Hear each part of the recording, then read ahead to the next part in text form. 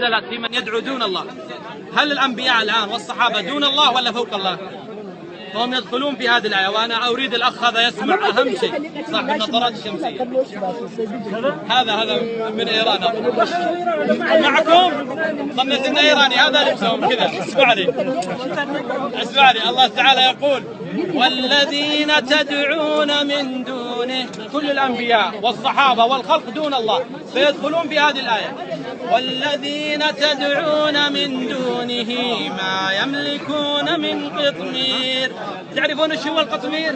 هو اللي داخل التمرة على الحصاة الصغيرة، الغشاء الأبيض.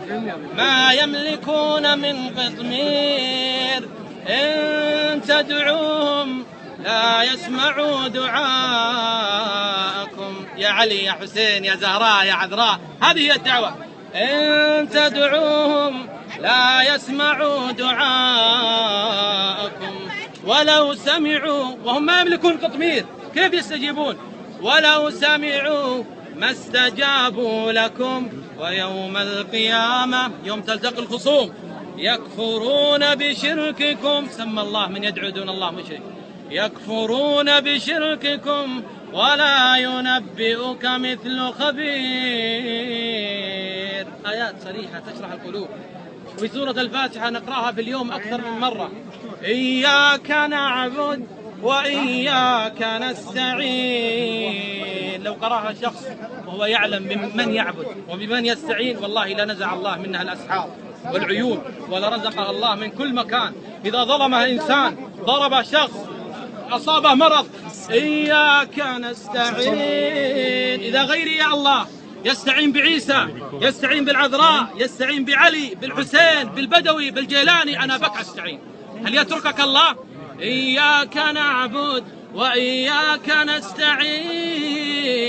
وبعض الناس يقولون اذهب إلى قبر فلان أو فلان. لا، بل بعض الناس لما يقرأ هذه الآية يعاهد الله. إياك أداة حصر، إياك نعبد وإياك نستعين، ويخرج من بيته أو ينتهي من صلاته ويذهب إلى القبور. يا علي، يا بدوي، يا جيلاني، يا عيسى. نحن قوم، وأسانا رسول الله بحديث عليه الصلاة والسلام قال: بدأ الإسلام إيش؟ غريبا.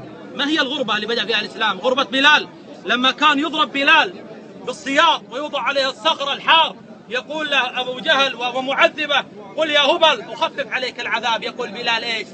أحد أحد، يعني ما أقول إلا يا الله، لا أستعين لا بهبل ولا بفلان. بدأ الإسلام غريبا وسيعود كما بدأ غريبا. الآن هذه الغربة يقولون للشخص: قل يا بشار وإلا قتلناك. قل لا إله إلا بشار وإلا قتلناك. لعنه الله. يقولون للشخص: قل يا علي يا حسين وإلا أنت ناصبي محال الدم. يقولون للشخص: قل يا عيسى يا عذراء ولا أنت إرهابي نقتلك متشدد.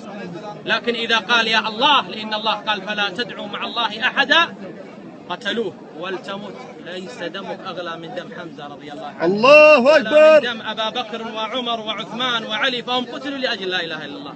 ونحن سنبقى في زمن الغربة. بدأ الإسلام غريبا، غربة بلال أحد أحد، وسيعود كما بدأ غريبا. غربة أن نقول يا الله وغيرنا يا علي ويا حسين ويا بدوي ويا جيلاني ويا محمد، ونحن الله قال: فلا تدعوا مع الله أحدا. قلنا لبيه يا الله.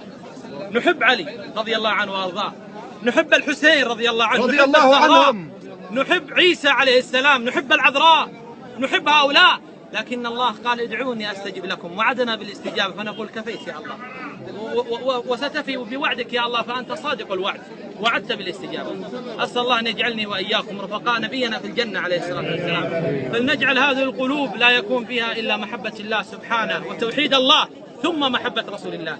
الله يحرم وجهي ووجوهكم على النار، ويجعلني وإياكم من الذين يدعون الناس ويخرجون الناس من عبادة العباد إلى عبادة رب العباد. فحال الأمة الإسلامية تجدهم عند القبور، هذا الذي يقول يا علي، وهذا الذي يقول يا حسين، وهذا الذي يقول يا محمد، وهذا. وإذا أتيت تقول له يا أخي اتق الله، يقول هؤلاء وسيلة. أما سمعت قول الذي قال: وإذا سألك عبادي عني فإني قريب أجيب. الله يقول لك فإني قريب، وأنت تقول وسيلة وجاه واسطة.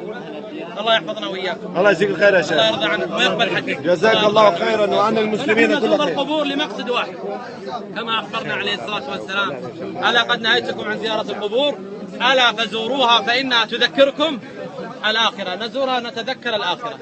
أما أي طلب إياك نعبد وإياك نستعين. الله يرضى عنا وعنكم ويحفظنا وإياكم، وكونوا دعاء مهتدين ولو كنتم في غير بلدانكم.